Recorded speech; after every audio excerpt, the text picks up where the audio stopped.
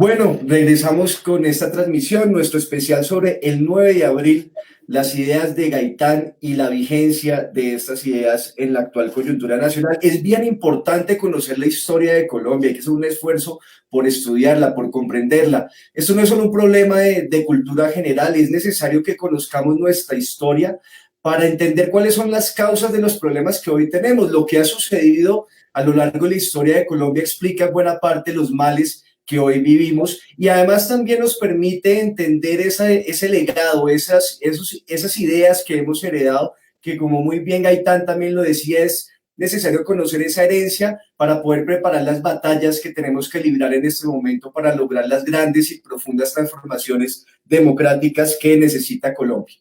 Hoy nos va a acompañar una persona que ha estudiado a fondo la historia de este país. Él es Gabriel Fonegra, es periodista, fue profesor de redacción en varias universidades, es autor de varios libros, le recomiendo mucho los libros de Gabriel. Este es uno de ellos, El palito viene en camino, el último de ellos, se lo recomiendo, que lo pueden conseguir en las librerías. Y además Gabriel es un gran estudioso de la historia de Colombia y un luchador, también hay que decirlo a eso. No solamente ha tenido un desarrollo teórico intelectual importante, sino también ha luchado de la mano de trabajadores, campesinos, empresarios, por las grandes transformaciones que tanto hemos anhelado para Colombia. Gabriel, muchas gracias por haber aceptado esta invitación. Para mí es muy grato tenerlo hoy en este Facebook Live.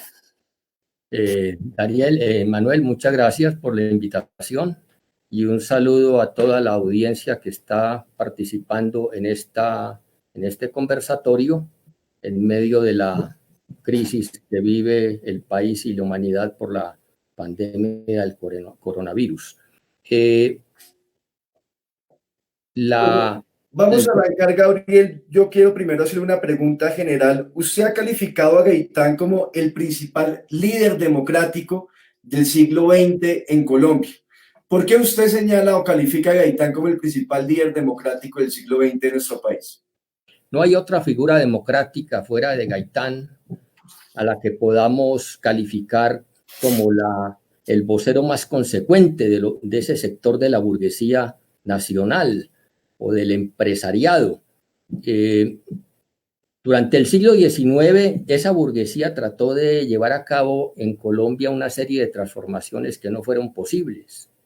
Gaitán, en los dos aspectos fundamentales de las transformaciones democráticas del país, que son el aspecto agrario, la cuestión agraria, y el aspecto de la soberanía nacional, en esos dos aspectos el hombre no se equivocó, jugó un papel fundamental, como lo vamos a demostrar ahorita.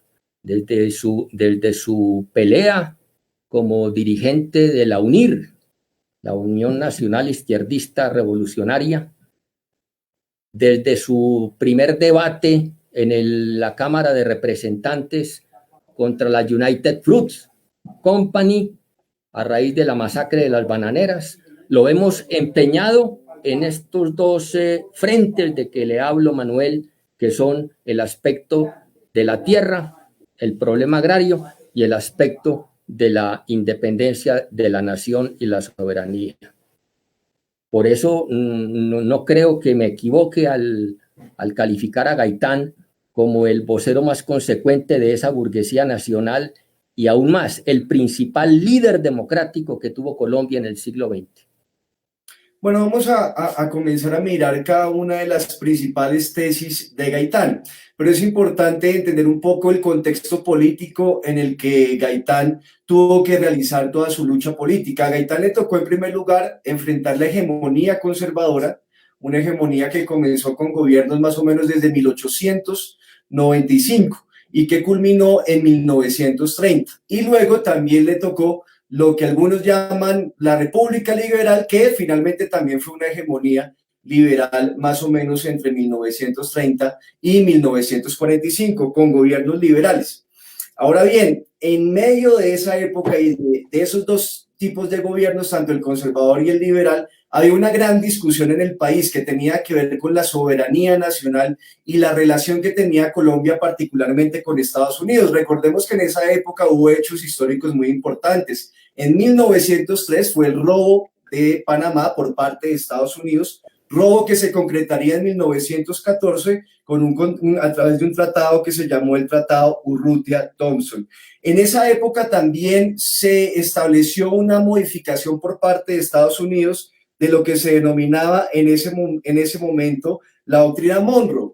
En 1904, el presidente de Estados Unidos, Roosevelt, señala un cambio en esa doctrina Monroe y dice que Estados Unidos puede intervenir en los asuntos internos de los países latinoamericanos cuando los gobiernos de esos países pongan en riesgo, amenacen los intereses de las empresas norteamericanas. Es a comienzos del siglo XX que Estados Unidos traza toda una estrategia expansionista y comienza a formar lo que hoy conocemos como el patio trasero de Estados Unidos en América Latina, y por supuesto Colombia fue una víctima de sus inicios de esa estrategia neocolonialista por parte de Estados Unidos. Y en Colombia había un gran debate porque los gobiernos, tanto los conservadores como los liberales, se plegaron, se arrodillaron a esa política neocolonialista de Estados Unidos y comenzaron a tomar una serie de políticas y decisiones a favor de sus multinacionales. Las concesiones petroleras, por ejemplo, la adaptación del sistema económico y del sistema financiero a las necesidades del capital financiero estadounidense,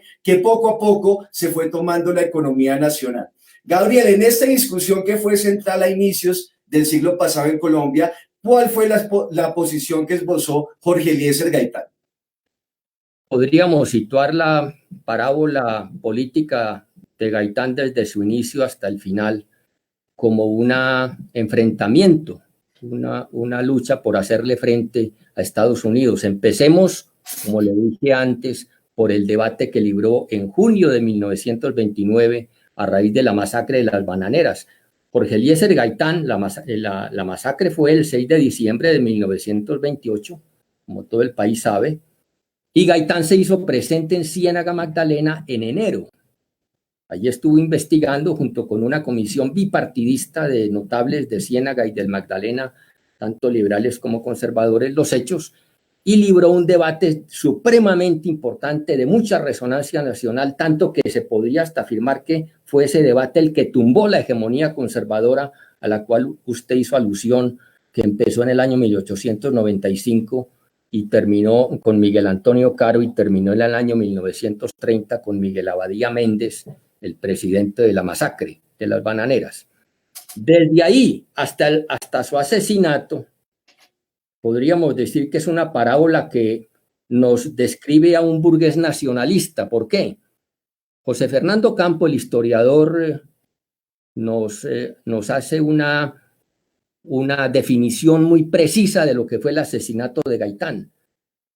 José Fernando Campo dice, en el abril de 1948, coincidiendo con la instalación de la Conferencia Panamericana que creó a la OEA, la Organización de Estados Americanos, el crimen de Gaitán fue el primer incidente de la Guerra Fría en el continente americano. De manera que usted ve ahí ya la parábola entre el primer momento en que Estados Unidos, digamos, empieza a tener en la mira a Gaitán, con el masacre de las Bananeras, hasta el momento de su muerte. Vamos a ver por qué Estados Unidos está comprometido en la muerte, pero hago también referencia a un hecho muy clave.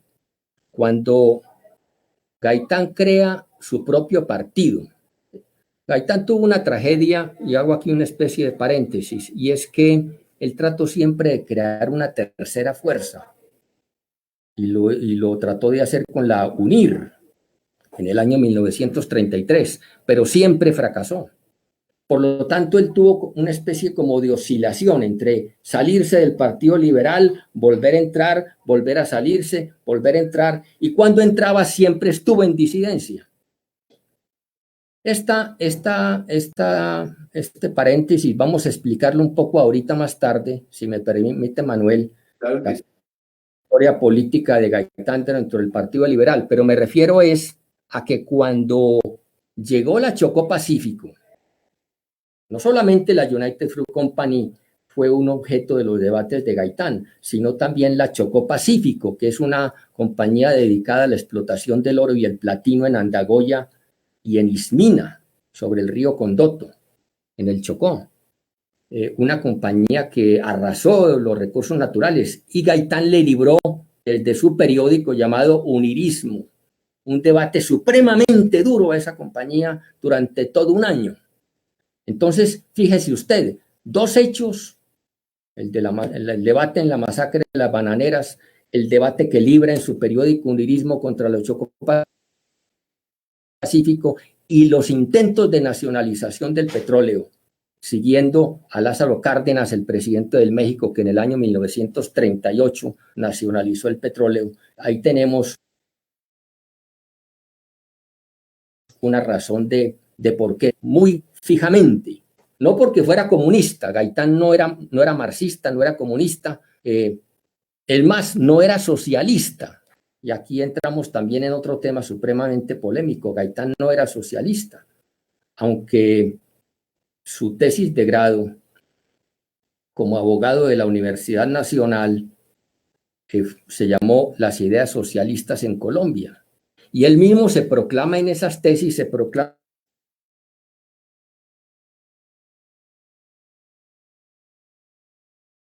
socialista, y me voy a permitir leer el arte correspondiente. Dice textualmente en estas tesis de que le hablo, Manuel: en lo económico y lo social somos integralmente socialistas, y andan equivocados todos los que pretenden establecer incompatibilidad entre el liberalismo y el socialismo colombiano.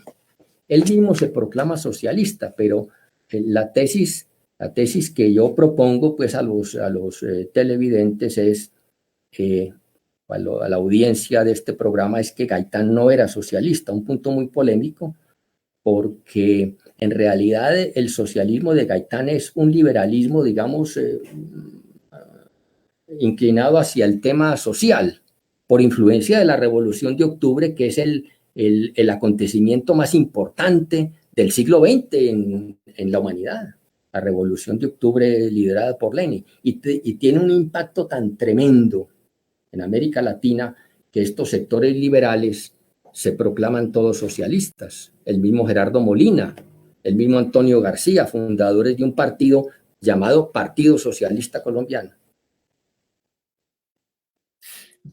Primera tesis que yo creo que tenemos que reflexionar, Gabriel, sobre la vigencia de las ideas de Gaitán, es esta de la soberanía nacional. Como usted muy bien lo explicó, Gaitán confrontó la política intervencionista y neocolonial de Estados Unidos, que se manifestaba de distintas formas. Se manifestó con el robo de Panamá, se manifestó con los enclaves de tipo colonial que se instalaron en el país, como la producción bananera en medio de la masacre de las bananeras que denunció Gaitán, o los enclaves petroleros. Y Gaitán también preparaba unas denuncias sobre las concesiones petroleras, que fueron la forma como los gobiernos en ese momento, sobre todo durante esa hegemonía conservadora y luego con los gobiernos liberales, le entregaban el petróleo, un recurso estratégico, prácticamente se lo regalaban a las multinacionales estadounidenses, y sobre todo una que se llamaba la Tropical Oil Company, que era de los Rockefeller, que también se conocía en el mundo como la Standard Oil. Hay dos concesiones petroleras muy famosas, la concesión de mares y la concesión barco. Yo les recomiendo a las personas interesadas en estos asuntos que se consigan este libro. Se llama Petróleo Colombiano, Ganancia Gringa, de Jorge Villegas. Es un librito muy breve que explica muy bien cómo los distintos gobiernos de ese momento lo que hicieron fue regalarles un recurso estratégico como el petróleo a través de distintas concesiones, y ahí Gaitán también preparaba unas denuncias muy puntuales, Gabriel. Usted lo dice, Manuel. Gloria Gaitán, la hija, Gloria Gaitán Jaramillo, la hija de Gaitán, en un artículo que escribe para El Tiempo, atestigua que en las últimas semanas antes de su muerte, Gaitán estaba recopilando información muy detallada sobre las concesiones petroleras que tenía el gobierno colombiano con la Standard Oil Company, la Troco, la tristemente célebre Troco, entronizada como un enclave soberano en el área de la concesión de mares, y la concesión barco en el Catatumbo. En el momento de su muerte estaba recopilando y tenía ya un archivo en su oficina, y dice Gloria Gaitán que misteriosamente todo el archivo que tenía Gaitán, que había recopilado jubilado en los últimos meses antes de su muerte, desaparece de la oficina. Cosa que muestra la importancia que tenía para Gaitán la soberanía nacional. Nos están haciendo algunas preguntas, Gabriel, ya ahorita vamos con las preguntas de las personas que nos están viendo, para que se vaya preparando después de que yo haga un breve comentario. Nos están preguntando sobre las acusaciones que algunos sectores políticos, incluido el Partido Comunista, le hacía a Gaitán supuestamente por fascista. Pero antes los invito un poco a reflexionar esta idea de la soberanía nacional y su vigencia actualmente. Y yo creo que es plenamente vigente, porque aquí tenemos gobiernos muy parecidos a los que enfrentó Gaitán en su época, gobiernos absolutamente arrodillados al capital extranjero, arrodillados a Estados Unidos. Como lo decía Carlos Gaviria también, la soberanía nacional es a las naciones lo que la dignidad es a las personas. ¿Por qué es tan importante la soberanía nacional? Porque si una nación no es soberana, sino que sus relaciones con los otros países, especialmente con las potencias del mundo, son relaciones como un Estado vasallo, subordinado. No hay ninguna forma o ningún mecanismo para que podamos superar los graves problemas. Por ejemplo, hoy la gente se queja mucho por el desempleo y la informalidad laboral, y hoy estamos viendo los problemas que genera ese tipo de graves problemáticas con la crisis del coronavirus. Pues bien, ese desempleo y esa informalidad laboral tiene que ver con que en Colombia no hemos desarrollado nuestro aparato productivo nacional, nuestras empresas, nuestra propia producción. Y buena parte de este atraso, de la falta de producción y de empresas y de trabajo nacional, tiene que ver con políticas como la apertura económica de César Gaviria o los tratados de libre comercio de Uribe, Santos y también los que ha respaldado el actual presidente Iván Duque. Son políticas que, claro, favorecen a las multinacionales estadounidenses y de otras potencias del mundo, pero perjudican a los colombianos y a las colombianas porque acaban con el trabajo nacional. O, por ejemplo, las reformas laborales que recortan los derechos de los trabajadores. ¿Cuál es el propósito de esto? Mejorarles las ganancias al capital extranjero que viene a Colombia. Las reformas tributarias que les bajan los impuestos, otra medida que perjudica al país, pero sí favorece a ese capital extranjero. Las privatizaciones, el caso de Codensa, que lo sufrimos tanto en Bogotá, el caso de Isagen, bueno, el caso de Electricaribe y de otras privatizaciones que solo son políticas que favorecen al capital extranjero. Por eso esa primera tesis la quiero resaltar, Gabriel, porque es bien importante que hoy entendamos que seguimos, al igual que lo hacía Gaitán, luchando por un país soberano, por un país verdaderamente independiente y que sí tenga relaciones políticas, comerciales, económicas con las otras naciones del mundo, incluido Estados Unidos, pero que sean relaciones sobre la base de nuestra dignidad, de nuestra soberanía y del beneficio recíproco, como deben ser este tipo de relaciones internacionales. Bueno, continuemos, Gabriel, aquí ya me están haciendo varias preguntas, tenemos una gran audiencia, le cuento. Y me están preguntando, me está haciendo una pregunta puntual, ¿por qué algunos sectores políticos como el Partido Comunista acusaban a Gaitán de ser fascista y de promover ideas fascistas? ¿Esto sí tiene algún asidero, Gabriel? Sí, en efecto. El Partido Comunista incurre en un desenfoque, yo diría, estratégico, cuando, siguiendo equivocadamente las orientaciones de la Comintern de llamar a un frente único contra el fascismo, confunde realmente en Colombia lo que es la gran burguesía intermediaria representada por López Pumarejo y la burguesía nacional representada por Jorge Eliezer Gaitán. Y entonces trastoca los términos. Defiende a López Pumarejo, cuyas políticas son políticas supremamente nocivas y antinacionales, empezando por el TLC que firmó en el año 1935, por las concesiones que les hace al Standard Oil y a la Colpet del Catatumbo, y tacha a Gaitán de fascista, incluso hasta con términos medio racistas, porque en el periódico del Partido Socialista Democrático, que fue el nombre que se dio el Partido Comunista después de la Segunda Guerra Mundial por influencia de una especie de desviación llamada el browderismo, lo llamaba Mussolini de panela. Esto tiene una explicación en que el Partido Comunista se equivoca porque se guía más por las apariencias. Resulta que Gaitán termina su carrera en la Universidad Nacional y recibe una beca para estudiar Derecho en Roma. Allí se convierte en uno de los alumnos predilectos de Enrico Ferri, pero es que Ferri era amigo íntimo de Mussolini.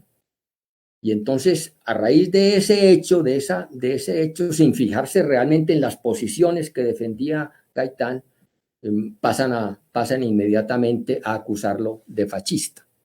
Repito, un desenfoque tan tremendo de respaldar a la gran burguesía intermediaria y atacar a la burguesía nacional en cabeza de Gaitán, que cuando llega el bogotazo, el crimen de Gaitán, el Partido Comunista ya no tiene ningún tipo de autoridad moral para ponerse al frente de la insurrección, porque lo que se dio con el asesinato de Gaitán fue realmente una insurrección y el país perdió tal vez la única coyuntura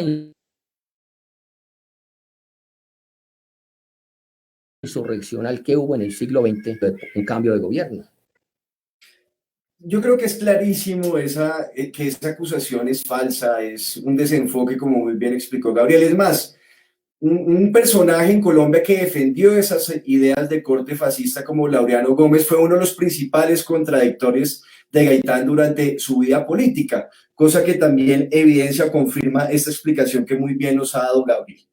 Bueno, vamos a hacer unos saludos, especialmente un saludo para los estudiantes del gimnasio Entre Montes, que veo que hay muchos conectados en este momento, interesados en conocer la historia de Gaitán, sus ideas políticas y la vigencia de las mismas. Sigamos con un segundo bloque, Gabriel, que es sobre las ideas económicas de Gaitán. Ya vimos su tesis sobre la importancia de la defensa de la soberanía nacional, la forma como se enfrentó a políticas intervencionistas de Estados Unidos, como denunció los atropellos de multinacionales como el caso de la United Fruit Company. Ahora miremos un poco de sus ideas económicas. Usted nos explicaba ahora que Gaitán no promovía la estatización de la economía o la abolición de la propiedad privada, no era un marxista, no era un socialista. ¿Cuál era el pensamiento económico de Gaitán, Gabriel?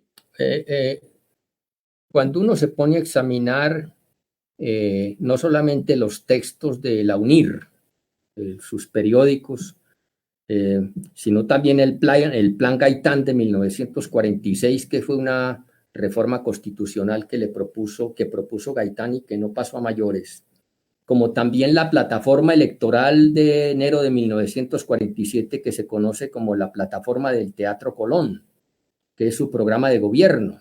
Ya en este momento, en enero del 47, está Gaitán proyectado como candidato presidencial en las elecciones del año 1950, con la absoluta seguridad de que iba a quedar presidente.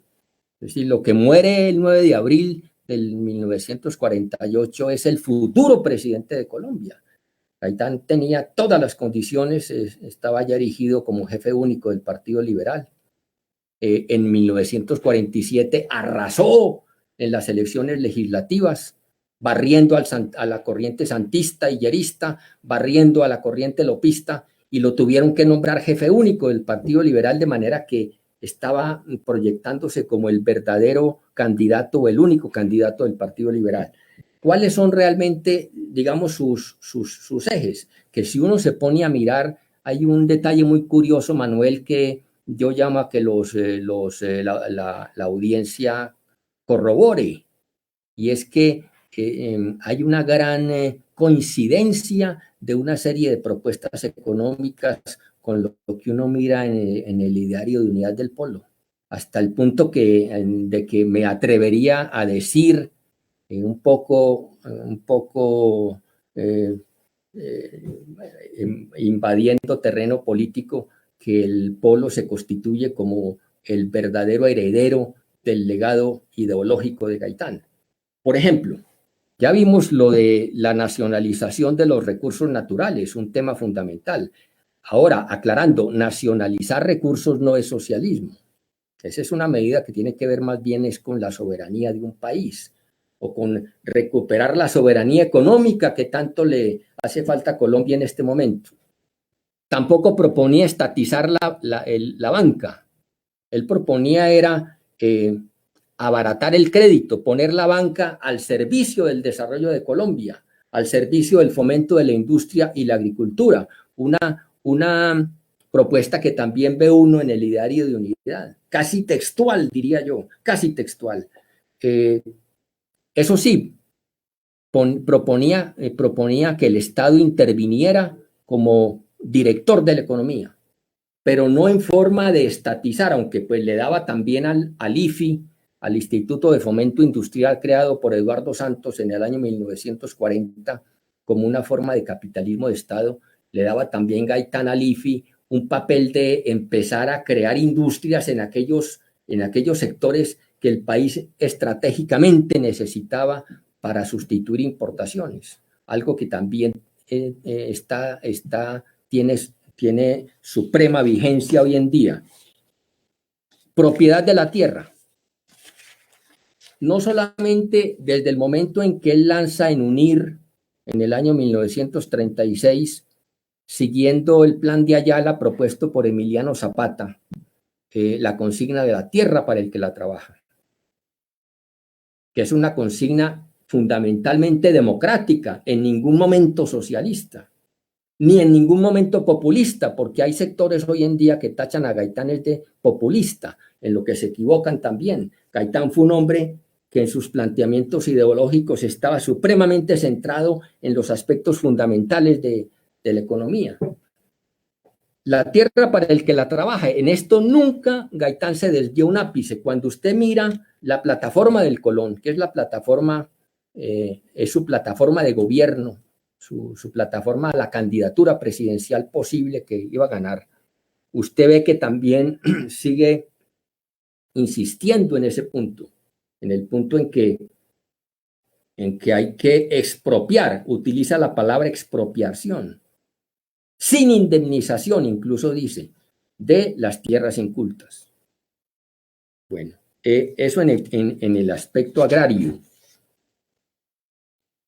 El control del capital financiero.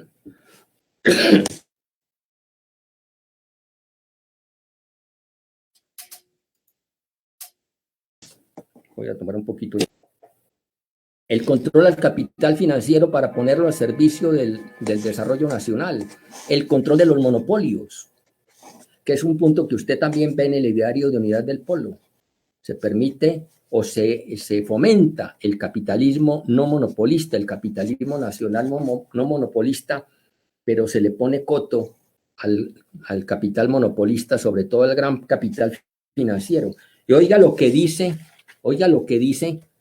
cuando define el rasgo fundamental de la economía, no solamente en Colombia, sino en el mundo moderno. Dice lo siguiente,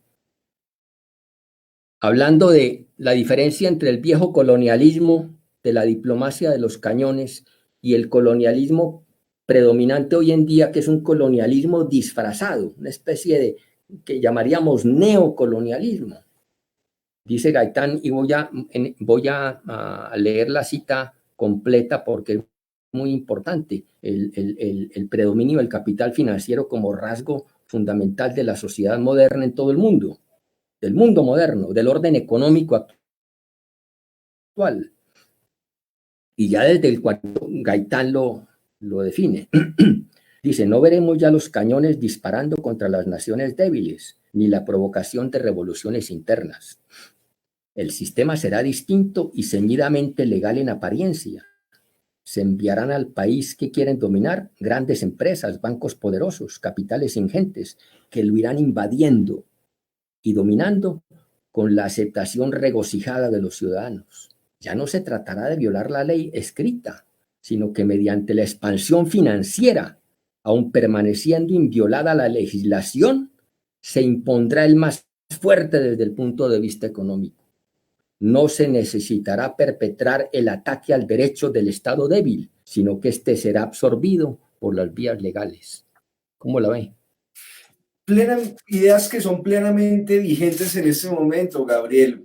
La importancia, por ejemplo, que Gaitán le da al desarrollo industrial del país y al papel que tiene el Estado para desarrollar y fortalecer esa producción privada industrial. Como Gabriel lo explicaba, Gaitán no planteaba la estatización de la industria, sino ante el atraso económico de Colombia en ese momento, que continuamos sufriendo en la actualidad, pues planteaba que el Estado pusiera toda su fuerza al servicio de ese desarrollo industrial.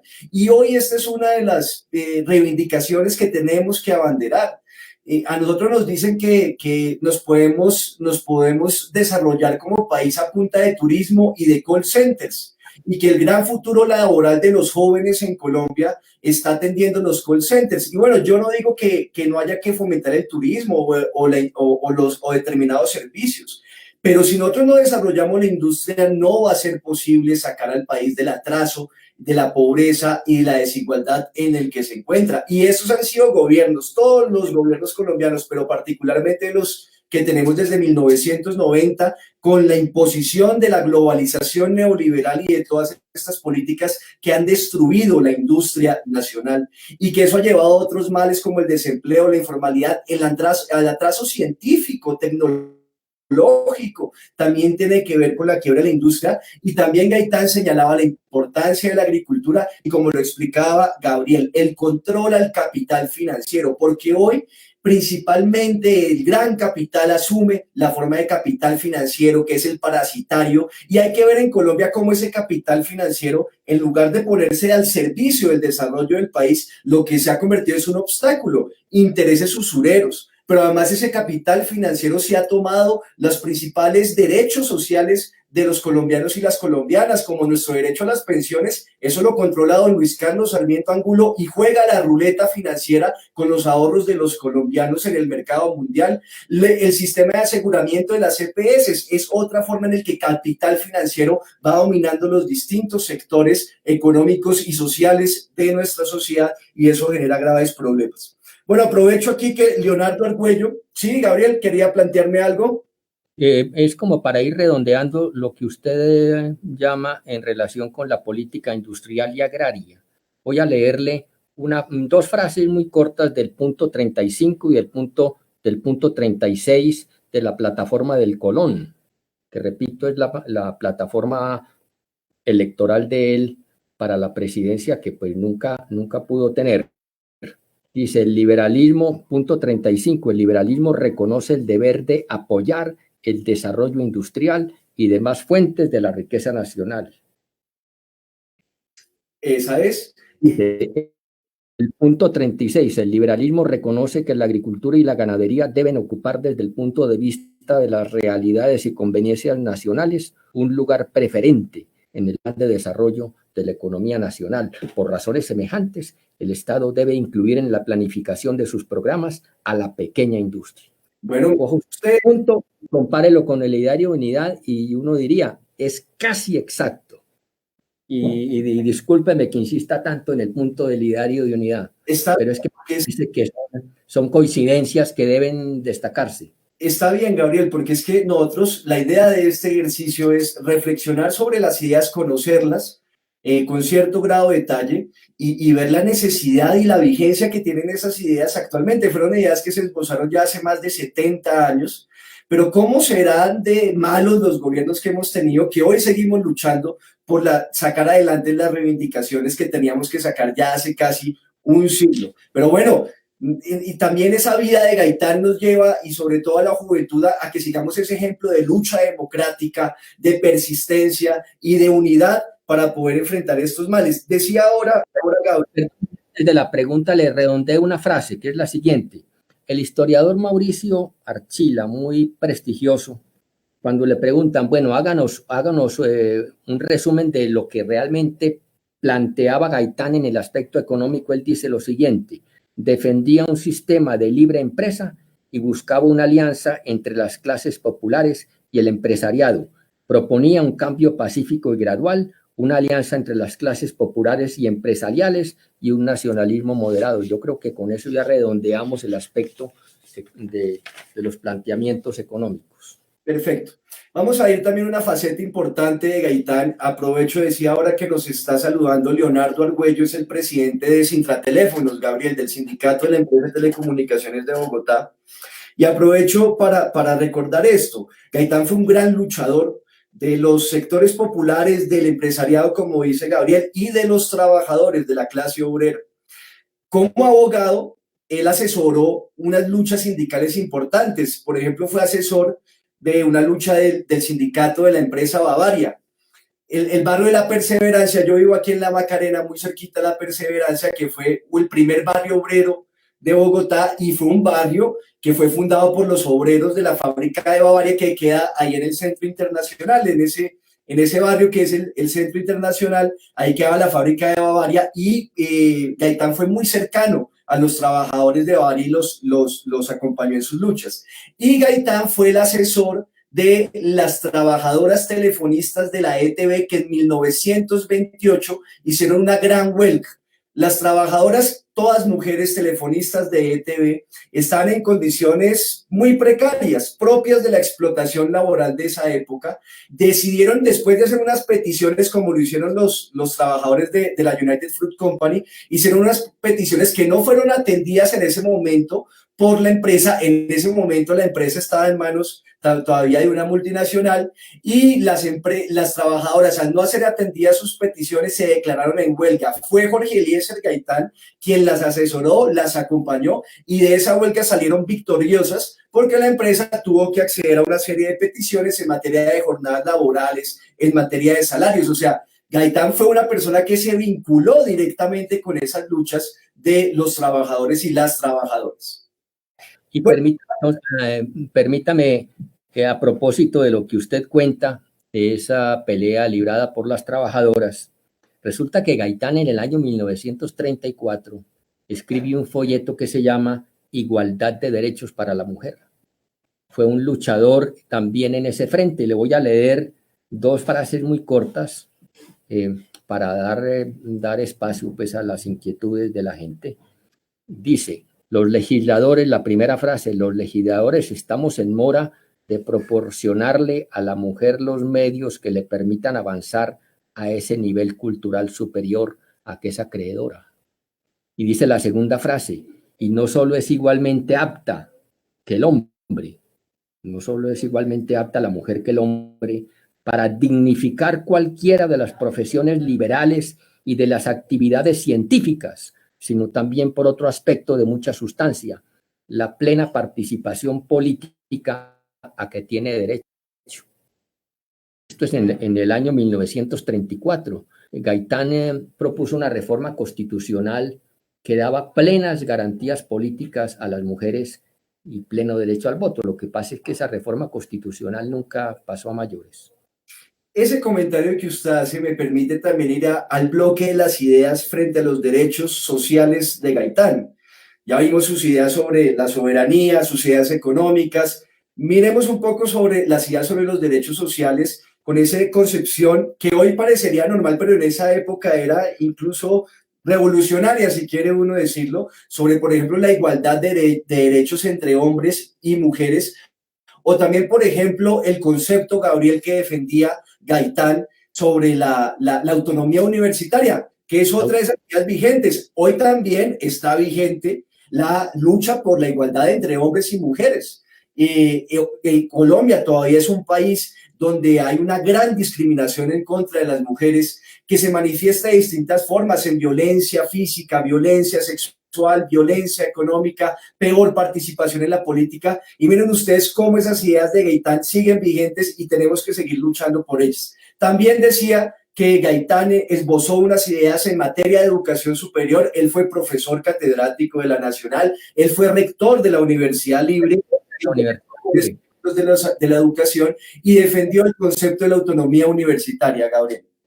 Sí, pues obviamente en aspectos laborales, recordemos sus planteamientos dentro del Congreso o sus debates por la jornada de 8 horas, por la defensa del derecho de huelga y organización, hoy absolutamente negados, anulados por las disposiciones legales, pese a que la Constitución del 91 en teoría las defiende y las consagre. Pero sobre autonomía universitaria, ya que usted menciona ese tema, voy también a leerle una frase muy corta de la Plataforma del Colón. Dice: el liberalismo se declara, esto es textual, partidario de la unidad de los fines espirituales y sociales que persigue la universidad y propende por la autonomía directiva de la misma. El liberalismo entiende que la autonomía existe mediante la elección de las directivas sin intervención oficial. Estos son apartes textuales de la Plataforma del Colón, la plataforma presidencial de Gaitán, que nunca se pudo, pues, obviamente, llevar a la práctica. Bueno, vean ustedes que hoy esa sigue siendo una bandera del movimiento estudiantil.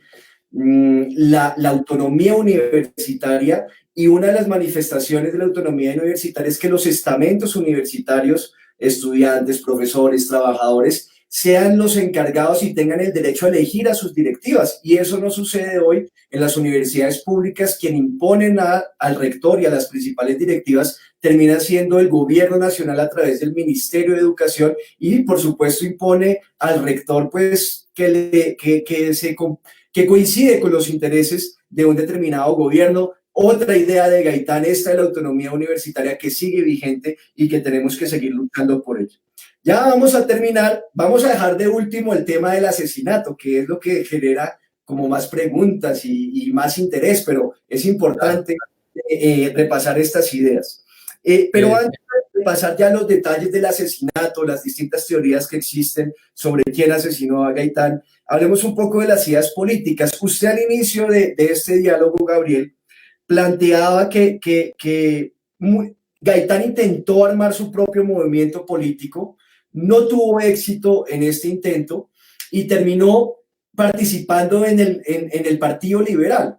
Y esto puede generar alguna confusión entre la gente, porque si uno oye los discursos de Gaitán, Gaitán criticaba con dureza al Partido Conservador, pero también criticaba con mucha dureza al Partido Liberal. Él siempre hablaba en contra de lo que él denominó la oligarquía liberal conservadora, y ponía a los liberales y a los conservadores, a su dirigencia, en el mismo plano, como los mismos con las mismas, diría hoy Robledo. Él les decía que eran la misma perra con distinta guasca, o sea, el mismo perro pero con distinta correa. ¿Por qué Gaitán termina siendo jefe único del liberalismo? Y estaba preveído que él iba a ser el candidato oficial del Partido Liberal en las elecciones de 1949. Empecemos con algunas frases. Gaitán impuso una costumbre política preciosa, que eran los viernes culturales. Los viernes culturales era que se reunía una verdadera multitud en el Teatro Municipal, que es hoy el Teatro Jorge Eliezer Gaitán, en su memoria y en su honor. Y entonces los viernes culturales era la locura, la locura. Gaitán, los viernes culturales ahora es fiesta, pero el término es de Gaitán. En esa época también, pero por lo menos con un prólogo de discurso gaitanista. Oigan estas frases. El pueblo vencerá a la oligarquía liberal y aplastará a la oligarquía conservadora. Siguiente frase. Los oligarcas conservadores colaboraron con todas las corrupciones de los oligarcas liberales que nosotros criticamos. Este es discurso de campaña electoral en mayo del 46, que él la perdió con Mariano Ospina Pérez. Dice: los oligarcas conservadores colaboraron con todas las corrupciones de los oligarcas liberales que nosotros criticamos. Se enriquecieron con el mismo dinero, hicieron los mismos contratos, no tienen autoridad moral porque se hayan hermanados por el hecho de la especulación de las mismas acciones, asistieron a las mismas juntas directivas, estuvieron de acuerdo con las mismas iniquidades. Como dice usted, Manuel, los mismos con las mismas, ya desde la época de Gaitán, denunciándolo con sus tremendas dotes oratorias, que eso estremecían al público. Y entonces siempre, pues, tremenda oración que enardecía al auditorio en el Teatro Municipal y siempre terminaba con el famoso grito aquel que todo el mundo hoy en día repite: contra las oligarquías, a la carga. Bueno, de ahí viene esa frase. Entonces, ahora a propósito de lo que usted dice, Gaitán, me parece que una de las tragedias de Gaitán es que trató de formar siempre una tolda parte, una tercera fuerza, porque él realmente representaba un sector de la burguesía que trató de jugar un papel independiente en política. Nunca se pudo. El Partido Liberal pues siempre estuvo dominado por esa gran burguesía intermediaria que no dejó pelechar nada, por lo menos a un nivel de las altas directivas.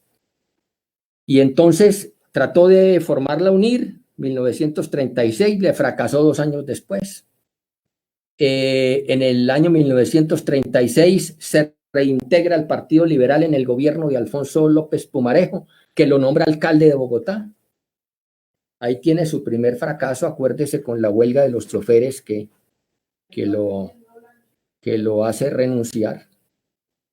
No todo es exaltación, ahí se equivoca Gaitán por una pendejada, porque trata de forzar a todos los choferes de taxis y de buses y de ferrocarril y de tranvías a que usen uniforme, y a la gente no le gustó esa imposición y se le rebeló. Bueno, después en el año 1940 ingresa en el gobierno de Santos como ministro de Trabajo, perdón, de Educación, y luego en el gobierno de Darío Echandía, 1943, en un interludio en que Darío Echandía reemplazó como presidente a López Pumarejo, lo nombra ministro de Trabajo. Pero si vemos la trayectoria, incluso dentro del Partido Liberal, vemos que siempre estuvo en disidencia. Entonces, por ejemplo, cuando la Secretaría de Comercio de Estados Unidos impone directamente a dedo la candidatura de Olaya Herrera, Gaitán se va con la candidatura de Benjamín Herrera. Cuando en el año 1934 se propone la candidatura de López Pumarejo como candidatura oficial, Gaitán propone y se va con la candidatura de Darío Echandía. En la segunda administración de López Pumarejo, Gaitán apoya a Carlos Arango Vélez. Y en la campaña electoral presidencial del año 1946, en que el candidato oficial del Partido Liberal es Gabriel Turbay, él hace disidencia y se va él mismo con su nombre como candidato a la presidencia. Siempre estuvo en disidencia. Entonces, ¿por qué realmente queda nombrado jefe único? Porque resulta que en el año 1947, ahora, aclaro esto, Manuel, Gaitán siempre expresamente dijo: yo entro al liberalismo es como caballo de Troya, una frase textual que él tiene. O sea, su papel era realmente ganarse al Partido Liberal sobre la base de crear una base gaitanista, que fue lo que finalmente le permitió triunfar. Entonces, en el año 1947 hay elecciones para Senado, Cámara. En esa época eran todas juntas: Senado, Cámara, asambleas y consejos. Y Gaitán derrota, aplasta tanto al sector lopista como al sector santista de los Lleras. Y entonces se ven obligados estos sectores a regañadientes a nombrarlo jefe único del Partido Liberal. O sea, se perfilaba ya como el candidato único del partido. O sea, como el candidato, como el presidente de la República en el año 1950. Gabriel, y entonces esa explicación que usted da me recuerda la controversia durante la campaña presidencial del año 2018 entre el entonces candidato Gustavo Petro y Gloria Gaitán, la hija de Gaitán. Porque yo no sé si usted se dio cuenta, Petro en ese momento dijo que él iba a ser el continuador de las banderas de López Pumarejo y de Gaitán, poniendo a López Pumarejo y a Gaitán como en el mismo saco, como si fueran aliados políticos. Gloria Gaitán le envió una carta a Petro en ese momento, la pueden encontrar en internet, diciéndole: usted está tergiversando la historia, porque Gaitán, Jorge Eliezer Gaitán, fue un contradictor político de López Pumarejo, y lo acusó como un traidor a los verdaderos ideales que debía propugnar el liberalismo que tanto defendía Gaitán. ¿Usted está de acuerdo con esa posición de la hija de Gaitán? Del 36, Manuel, que Gaitán objeta, aunque pues poco después, como le contaba ahora, él ingresa al Partido Liberal. Realmente López Pumarejo es una figura que sigue teniendo dentro de los historiadores independientes una inmerecida exaltación. Lo tienen pues como una gran figura de lo que se llamaba en esa época la Revolución en Marcha. Pero si usted mira las medidas de López Pumarejo, son medidas supremamente antinacionales todas, antinacionales. Le proponen crear un Ecopetrol, se niega. Le garantiza lo que después Álvaro Uribe va a llamar seguridad jurídica a los consorcios petroleros de la Troco y la Colpet. Seguridad jurídica es toda una serie de gabelas en los contratos y de blindaje frente a futuras medidas legislativas contrarias. Entonces, realmente no se justifica tener como en ese altar esa figura nefasta para el país que fue López Pumarejo. Ni en ningún momento se puede equiparar en el mismo plano, como usted dice, a López Pumarejo y a Jorge Eliezer Gaitán. Muy bien, Gabriel. Bueno, ya el penúltimo tema, ahora sí, antes de hablarles los detalles del asesinato. Usted ha mencionado durante casi todo este diálogo, que de nuevo quiero agradecerle y que ha sido muy ilustrativo, usted ha destacado esa idea de Gaitán de fomentar una gran unidad nacional que incluya al empresariado, que incluyera al empresariado. Y esto me llama la atención porque a Gaitán siempre nos lo han puesto como un caudillo que planteaba pues la gran pelea entre ricos y pobres, pero por las ideas que usted nos ha explicado y por las ideas que él promovía era como un gran frente, un frente que incluyera a trabajadores, al campesinado, a distintos sectores populares, a los indígenas, pero también que incluyera al empresariado nacional y que sería consecuente con esa idea también que usted nos explicaba de la importancia que le daba Gaitán al desarrollo de la producción nacional y en particular de la industria. Sí, yo entiendo el populismo es como una doctrina extemporánea y exorbitante de concentrar todo entre ricos y pobres y hacer toda una serie de aspavientos contra los ricos.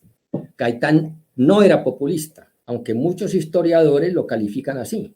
Gaitán no era populista y le digo más, no era ni populista ni socialista.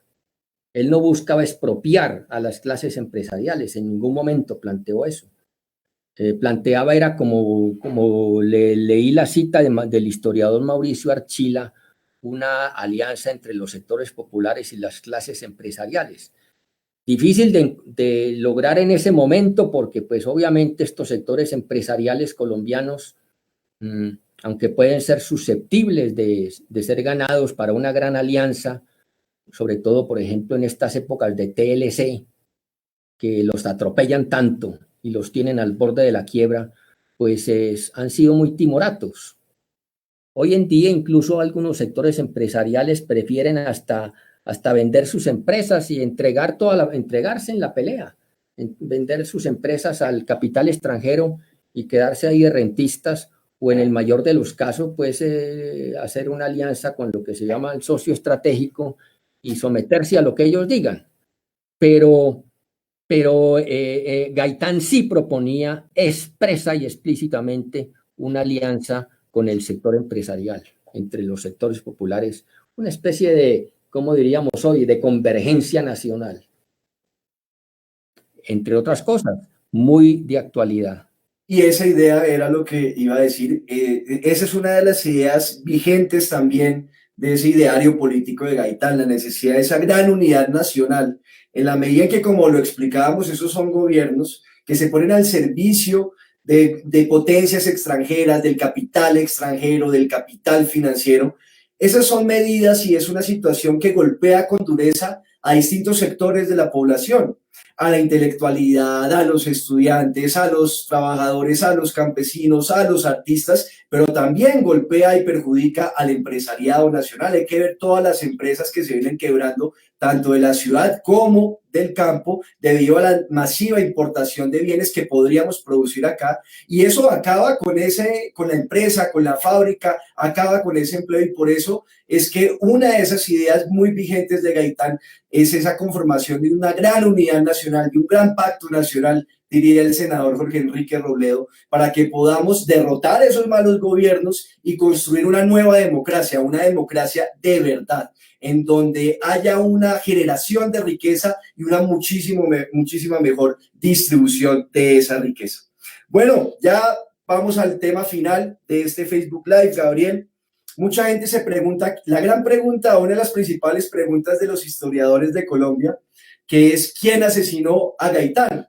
Hay muchas teorías. La versión oficial que finalmente se ha impuesto es que Roa era, o el asesino de Gaitán, este señor Roa fue un asesino solitario, parecido a Oswald de Kennedy, que era un esquizofrénico y que tuvo un problema personal con Gaitán porque Gaitán un día no lo recibió bien en su oficina, y que como represalia por esa actitud grosera de Gaitán, pues lo terminó asesinando. Sin embargo, usted ha revisado con mucho cuidado algunos documentos y hay muchos indicios que señalan que no fue obra de un asesino solitario, y que ahí también es muy posible que haya intervenido las garras, las maniobras de la potencia hegemónica dominante de ese momento y de este momento, los Estados Unidos.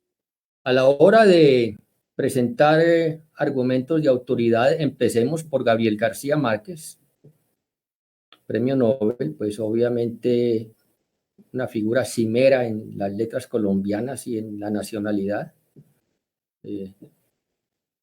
Y Gabriel García Márquez dice en el libro biográfico, autobiográfico que se llama Vivir para contarla, dice que él coincidencialmente el 9 de abril estaba a 2 cuadras del sitio donde asesinaron a Gaitán. Estaba por los lados del Parque Santander, a 2 cuadras del sitio. Y entonces él dice que vio a un hombre muy elegante, vestido de gran clase, dando órdenes.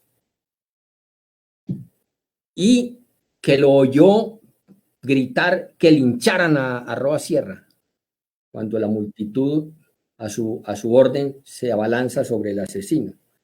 Y después de eso, cuando ya el tipo vio que la gente cogía al asesino y lo arrastraba por la calle, se montó, dice García Márquez, en un carro muy lujoso, demasiado nuevo. Este es el testimonio de García Márquez, que puede leer cualquier lector que esté viendo este programa en el libro Vivir para contarla, la autobiografía de Gaitán. Bueno, Plinio Apuleyo Mendoza, el hijo de Plinio Mendoza Neira, que fue la persona que estaba acompañando a Gaitán al momento del asesinato, dice lo siguiente, en El Tiempo, 9 de abril de 2013.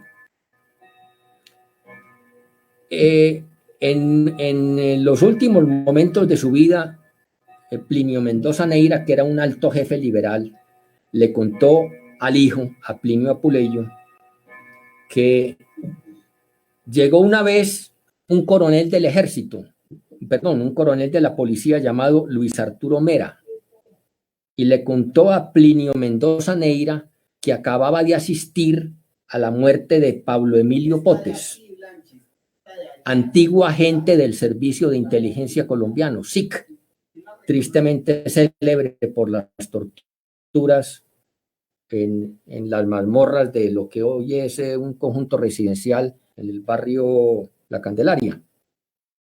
Y le dijo Potes, yo maté a Gaitán, yo maté a Gaitán. Y le dijo, yo fui quien desarmé a Roa y se lo entregué a la policía. Bueno.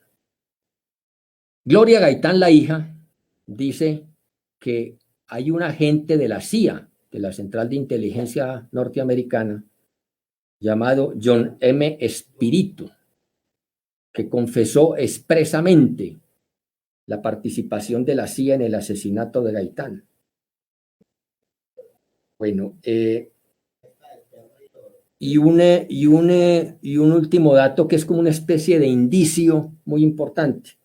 Hay un abogado llamado Paul Wolf, que es un abogado de estos de derechos humanos en Estados Unidos, que allá llaman radicales, gente como de izquierda. Paul Wolf fue el que desclasificó el telegrama que le envió el embajador gringo al Departamento de Estado a raíz de la masacre de las bananeras.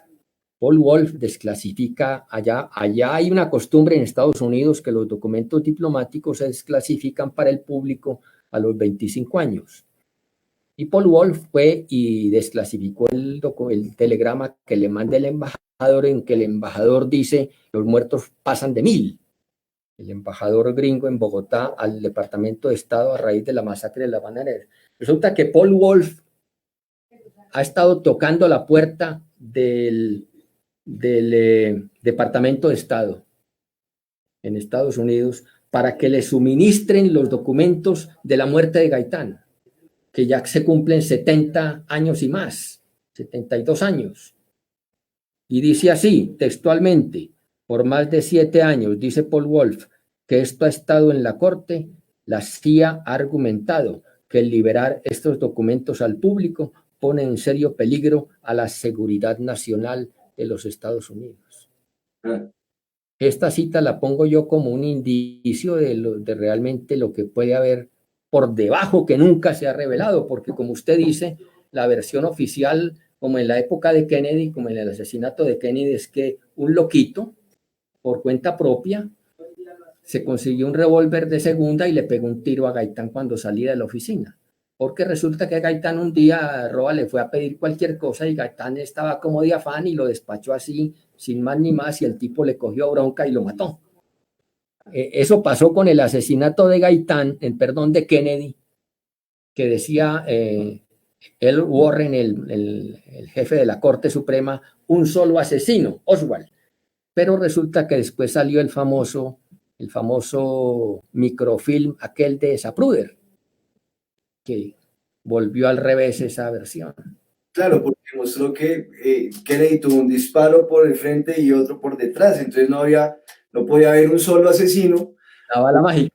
Por la trayectoria de las balas tenía que haber por lo menos 2. Aquí realmente, pues, el tapen ha sido absoluto, pero García Márquez, empecemos por García Márquez. García Márquez dice: vi a un tipo elegante que ordenaba que lincharan al asesino. Así es. Bueno, Gabriel, quiero agradecerle muy especialmente por habernos acompañado, explicado las tesis políticas de Gaitán, todos estos detalles.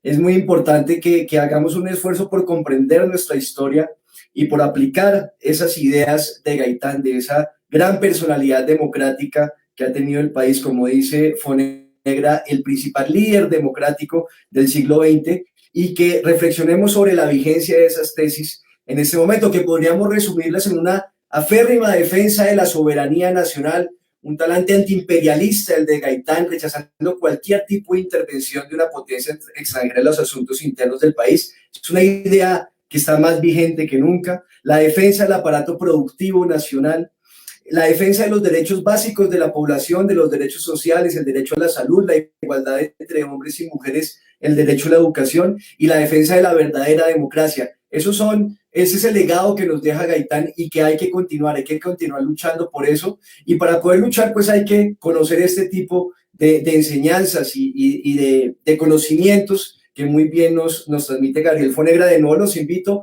a que conozcan los libros de Gabriel. Tiene una investigación también muy particular sobre las bananeras. De pronto un día hacemos también un especial sobre las bananeras. Gabriel, muchas gracias por haber estado con nosotros. Por la invitación.